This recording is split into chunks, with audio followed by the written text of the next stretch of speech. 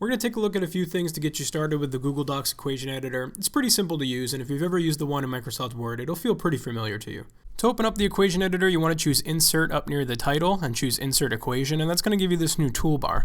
And in that toolbar, you'll have things like Greek letters, operation symbols, operations themselves, and some other symbols that you might need.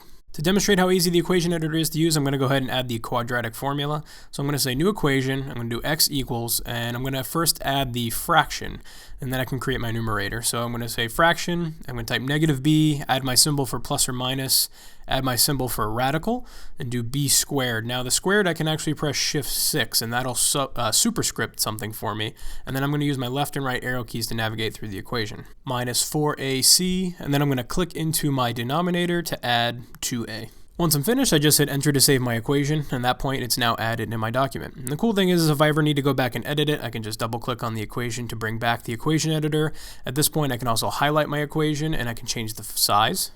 I'll add another equation, this one to show off two keyboard shortcuts that I find useful, and that's for subscript and superscript. So to do a subscript, you want to do underscore, which would be Shift hyphen, and if you want to do superscript, you want to do the caret, which is Shift 6.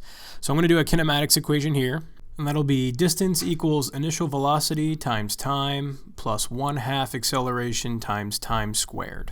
So take some time to experiment with that, try it out. I think you'll find it's pretty easy to use. Also check out our other video on Equatio, which is a Google Chrome add-on that is compatible with Google Docs, and it has some really wonderful features on it. If you have any other questions, please let us know at tech@sch.org, and if you feel like you need some more training and support, sign up for a Teacher Talk, which is a 30-minute one-on-one training session with a tech lifeguard where we cover whatever you want to talk about.